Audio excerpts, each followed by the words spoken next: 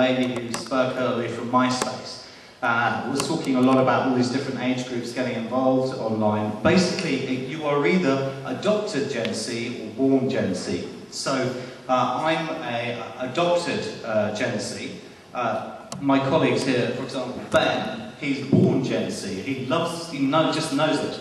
There's a whole load of people who are coming to embrace all matters digital. And the point of this, and the point that you need to write down more than any other, because they're going to be the biggest, by far. They're going to be the biggest tribe. So the next slide, just talks about the fact that Generation C were digital influencers.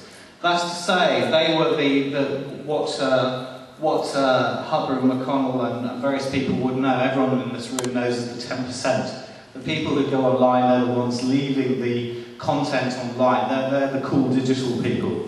That's what Generation C used to be. But unfortunately, that perception is rapidly changing, and it's erroneous, because if you go on to the next slide, which backs up very much what MySpace folk are saying, Generation X are the most likely generation to bank and shop online, by far.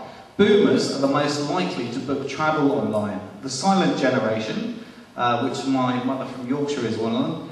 Hello there, you're alright? I'm Rosie from Yorkshire. I'm aged between, I'm in my late 70s, and anyway, I use the email now.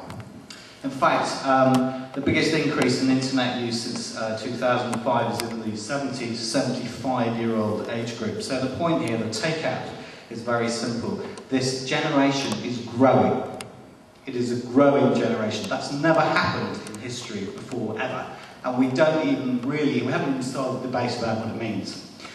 That's just the beginning. If we flick on to the next slide here, which talks about the future, this is sourced from IBM, McKinsey, Technorati, all those kind of things. It's estimated that 60% of people in the US will put content online in 4 years. Well, that used to be the 10%.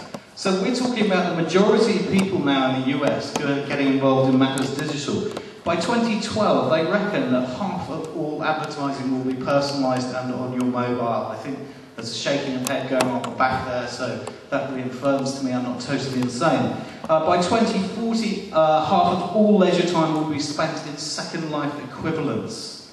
Just stop and think about that. You know, this generation is going to be an absolute monster.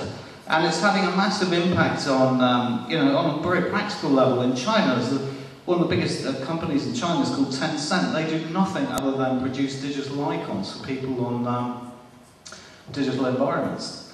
So the point of this is that the first myth is that Generation C are sort of all young people. It's just absolutely incorrect.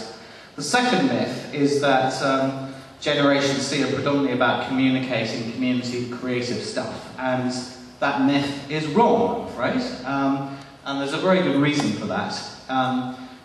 All of these commentators who talk about what Generation C do are missing the point, and the point is this: who in this room is a human doing? Put your hand up if you would describe yourself as a human doing. Put your hand up if you would describe yourself as a human being. Well, I'm really worried if you're not putting your hand up, guys, I've got to say. Okay, so it's the human being that drives the human doing. So the question is, what is driving these people, not what they're doing. And this is what's driving people. If we could flick over to the next slide. It's a lovely picture of Homer Simpson. Right? If you can't see it on the panel, it's almost worth craning your neck around. The reality is that we're being overloaded by data. Seth Godin says we receive 3,000 commercial messages a day. Now, in the 1980s, Seth Godin talks about how he could remember the TV schedule, and today he can't. So the point is, Generation C are trying to carve out a space for themselves online, which is about getting some control over their life. Their desire to create content, their desire to communicate is about taking back control in a messy world. And what that really means is that the second myth is, this is all you need to remember, is that Generation C is about control. And the more control you give this generation, and the more acknowledgement, the more engagement you'll have with them. So moving on to the third myth, which is that the way to access Generation C is all about digital. We are totally, in my view, missing the point. That's not to say digital mediums aren't important. I wouldn't be at this conference if I didn't think they were. We all know there are 133 million blogs been made since 2002, 930,000 new blogs in the last 24 hours. We could go on with all these stats and these incredible figures, but this is the thing that we're forgetting. If we flick over to the next slide, that in terms of conversations, 80% of all conversations around brands in the world are in the real world.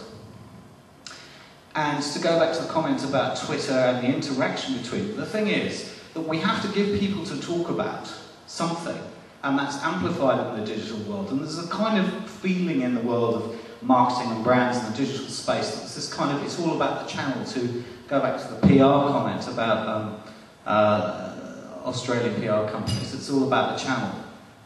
We are totally not understanding how it is we get Generation C talking. It's that drives them to go and put stuff on MySpace. It's that drives them to put stuff everywhere.